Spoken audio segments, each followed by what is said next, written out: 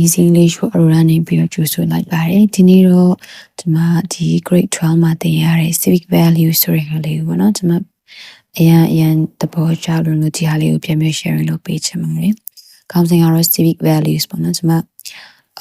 ဘာသာပြန်ထားတော့ဒါနိုင်ငံသားကောင်းတန်ဖိုးတွေလို့ဒီမှာဘာသာပြန်ထားပါတယ်ဆိုတော့ပထမစာကြောင်းလေးဖတ်ပြမယ် Civic values are basic rules about how people should treat each other in a community to keep things running smoothly တဲ့ဒီနိုင်ငံသားကောင်းတန်ဖိုးတွေဆိုတာကဒါပတ်ဝန်းကျင်မှာပေါ့နော်ကိုယ့်ရဲ့ပတ်ဝန်းကျင်မှာဖြစ်ကိုယ့်ရဲ့ဒီအုပ်စုတွင်းမှာဖြစ်ကြေးရွာတွင်းမှာဖြစ်နိုင်ငံတွင်းမှာဖြစ်ဒါကိုချင်းလည်နေတဲ့ပတ်ဝန်းကျင်တစ်ခုမှာဒါအသွားအလာရောပေါ့နော်အပြောဆိုရောကိုယ့်ရဲ့နေထိုင်မှုပုံစံတွေရောအားလုံးချွတ်ချုံမွေ့မွေ့နဲ့လည်းပတ်ဖို့အတွက်ဗာလဲဆိုတော့ဒီလူတစ်ယောက်နဲ့တစ်ယောက်ပေါ့နော်ဘယ်လိုမျိုးတရားနဲ့တရားပြုမှုဆက်ဆံတဲ့နေဆိုတဲ့ဒါအခြေခံစီမင်းစည်းကမ်းတွေပဲဖြစ်ပါတယ်တဲ့cultures may be different, but civic values go beyond cultural differences and include actions like helping someone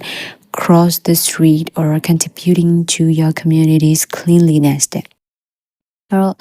ကျမတို့မှာဒီ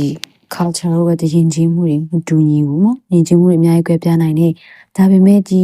နိုင်ငံသားကောင်းတန်ဖို့ဆိုတာကတော့အဲ့လိုကွဲပြားမှုတွေပေါ့နော်ယဉ်ကျေးမှုမတူညီမှုတွေအဲ့အရာတွေတော့ကြော်လွန်ပြီးသွားတယ်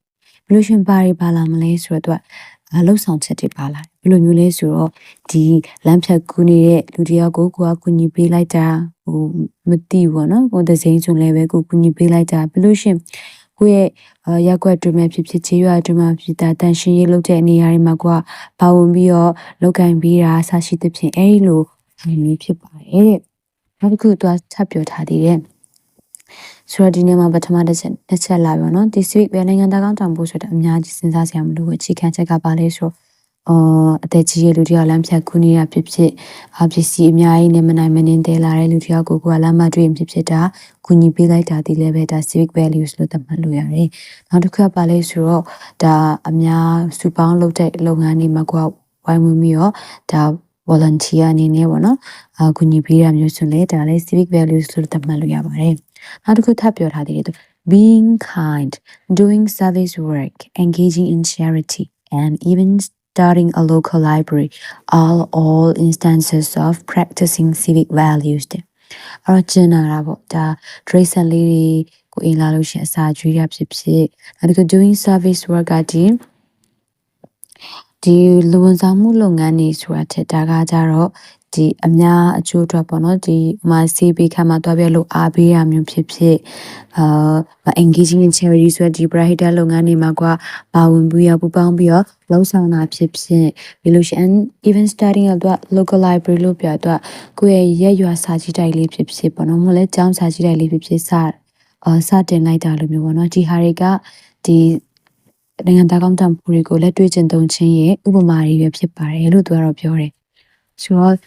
ဒီမှာဒီလေလွန်ခဲ့တဲ့မနှစ်ကကြည့် online ပေါ်နေပြီးတော့ solution တွေကူညီပေးကြတဲ့သူတွေရဲ့အကူအညီနဲ့ကျမတို့မနှစ်ကဒါ My Oasis ဆိုတဲ့ဒီ town library လေးတစ်ခုပေါ့နော်ကျမတို့စတင်နိုင်ခဲ့တဲ့စာအုပ်တွေကတော့အများကြီးမရှိသေးပေမဲ့ကျမတို့ဒီဟာလေးကိုဆက်ပြီး run နေပါတယ်ဆိုတော့ဒါဒီ level civic values တခုပဲပါနော်